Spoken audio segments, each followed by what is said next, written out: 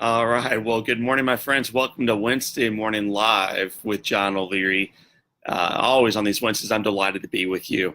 One of my favorite quotes, and I think it's so true, is from Mead, and she says, "Never doubt that a thoughtful group of citizens can change the world. Indeed, it is the only thing that ever has." I had a reminder of that truth, and I think during the marketplace we all live and work and play in right now, we need that reminder more than ever with how divisive everything seems to be.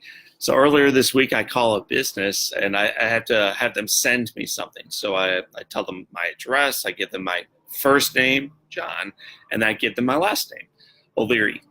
And the woman on the other side of the phone seems clearly taken aback because I hear like an audible gasp.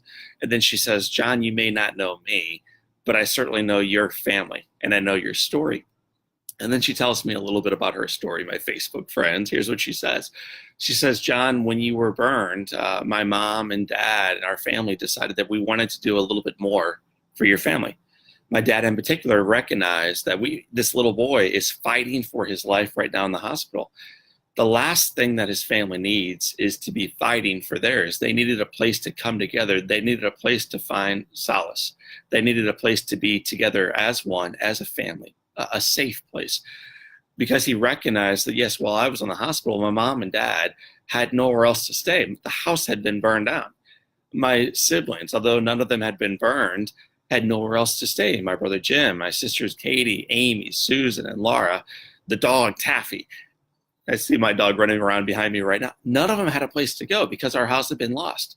So this family, their last name is the Donovans, decided to call my mom and dad at the hospital and say, "Susan and Denny, you don't know us well, but we heard about your story, and we'd like to move out of our house so that you can move into it." They barely knew my family. And I get emotional thinking about it. They barely knew our family, but they saw a need. And these incredible leaders, mom and dad, the Donovans, their siblings moved out of their home in order that my mom and dad and their five kids, who were already enduring so much and struggling so mightily, could come together as one and begin rebuilding the life that they thought had already been taken away from them. My fight was one thing. It would take place in a hospital. I think God would show up in a mighty way. I think Jack Buck and the doctors, the nurses, the volunteers, everybody would come alongside this little guy in the hospital. That was a beautiful story.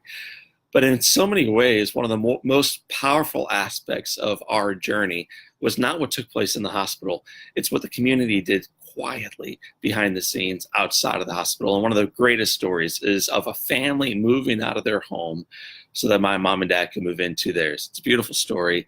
And this week I had the opportunity of meeting one of the Donovan girls. So I wanted to thank them on Facebook Live today. I wanted to remind the rest of us of the ability we have in our lives to be profound change agents for good for those around us.